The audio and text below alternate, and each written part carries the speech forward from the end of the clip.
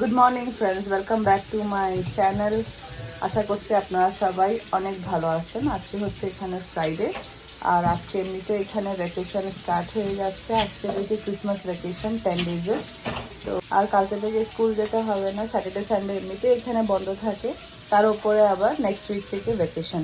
আজকে মা রান্না করছে পালং শাকের নিরামিষ চচ্চড়ি। তো এখানে কী কী দিচ্ছে সেটা আপনাদেরকে দেখাচ্ছি একটু। এখানে শিম, মূলো, আলু তিনটেই ভেজে একটু তুলে নিচ্ছে। আর এখানে বড়ি ভেজে রেখেছে। এটা কি ডালের বড়ি আমি ঠিক জানি না, ডালের প্যাকেটে লেখা ছিল না কোন ডালের বড়ি। আর এখানে পালং শাক ধুয়ে রেখেছি। এগুলো ভাজা করে, বড়িটা ভাজা করে নিয়েছে। আর এখানে এটা আলু, মূলো আর শিম ভাজা করে নিচ্ছে। ভাজা হয়ে গেছে, এগুলো আলাদা করে তুলে নিচ্ছে। আর এখানে এই সাইজ করে কটা বেগুন কেটে নিয়েছে। বেগুনগুলো ভাজা করে নিচ্ছে, দিচ্ছে সামান্য পরিমাণে হলুদ আর সামান্য নুন।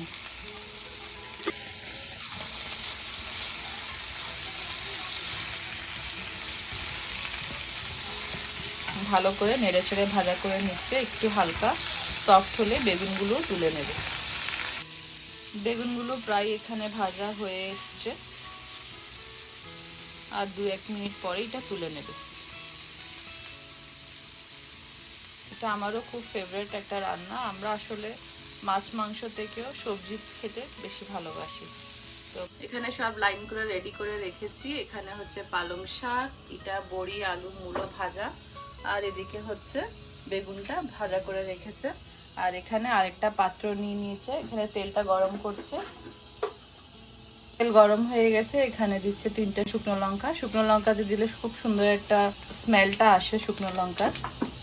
আর দিয়েছে 5 ফোড়ন।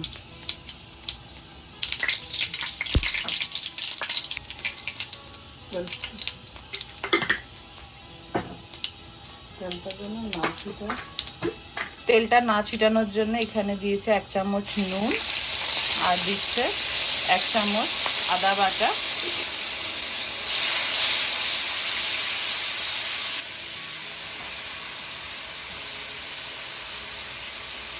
ঝালটা হবে যার যার পছন্দ মতন। আমরা একটু ঝালটা বেশি খাই, তাই লঙ্কাটা একটু বেশি দিয়েছি। দিচ্ছে সামান্য হলুদ, 1 চামচ মতন হলুদ দিয়েছে।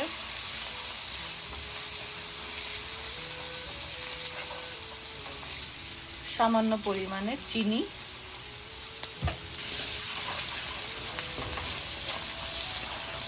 ভালো করে এগুলো নাড়িয়ে চাড়িয়ে নিচ্ছে। এখন দিচ্ছে পালং শাক। সব শাক এখানে দেওয়া হয়ে গেছে, এগুলো এখন ভালো করে নাড়িয়ে চাড়িয়ে নেবে।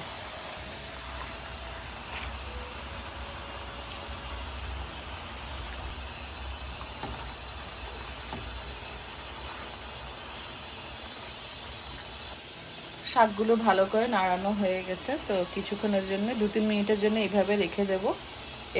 তারপরে দেব এখানে বেগুন আর আলু সবজিগুলো। গতকালকে থেকে এখানে ওয়েদারটা খুব একটা ভালো নেই। তো গতকালকে প্রচণ্ড বৃষ্টি ছিল, তো এখন একটু রোদ উঠেছে। তারপরে আবার বিকাল থেকে অনেক উইন্ডি হবে, তো ওয়েদার যে টেম্পারেচার এটা অনেক ড্রপ করবে।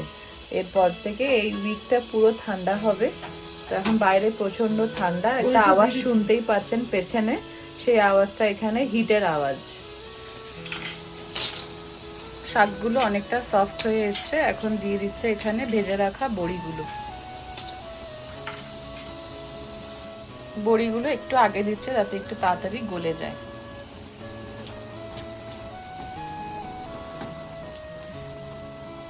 পালং শাকে সবসময় জল বেরিয়ে আসে, দেখো।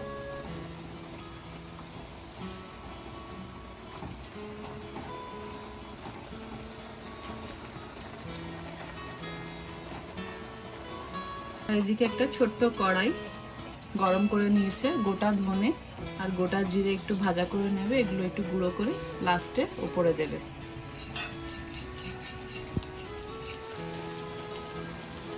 সব ভেজে রাখা সবজিগুলো এখন শাকের সাথে মিশিয়ে নেবে।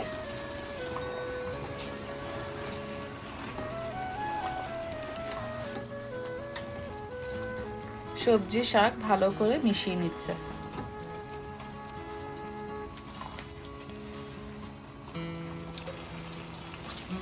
এখানে একদমই ঢাকনা দেবে না, ঢাকনা ছাড়াই এটাকে এইভাবেই রান্না করবে।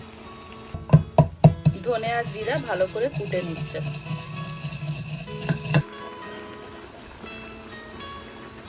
শাকগুলোকে ভালো করে একটু নাড়িয়ে নিচ্ছি, কেন এগুলো বাজারের বড়ি, তো একটু গলতে সময় লাগে।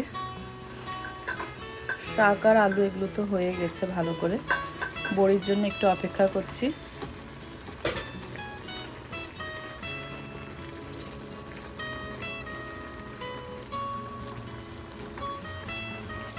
শাক হয়ে গেছে, এখন গুঁড়ো করা ধনে আর জিরা উপর দিয়ে ছিটিয়ে দিচ্ছে।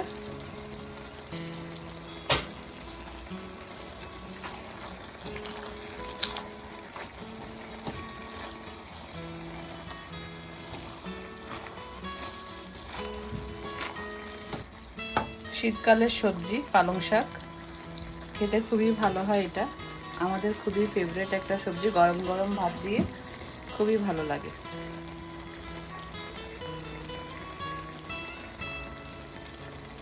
রান্না হয়ে গেছে, এখন এটা নামিয়ে নেব। পালং শাক রান্না হয়ে গেছে, আরেকটা পাত্রে এটা ঢেলে রাখছে। তো ফ্রেন্ডস, আমাদের আজকের এই রান্নাটা যদি আপনাদের ভালো লেগে থাকে, প্লিজ একটা লাইক করবেন। যারা এখনো সাবস্ক্রাইব করেননি, একটা সাবস্ক্রাইব করে দেবেন। ভালো থাকবেন, সুস্থ থাকবেন, দেখা হবে আরেকটা নতুন ব্লগে।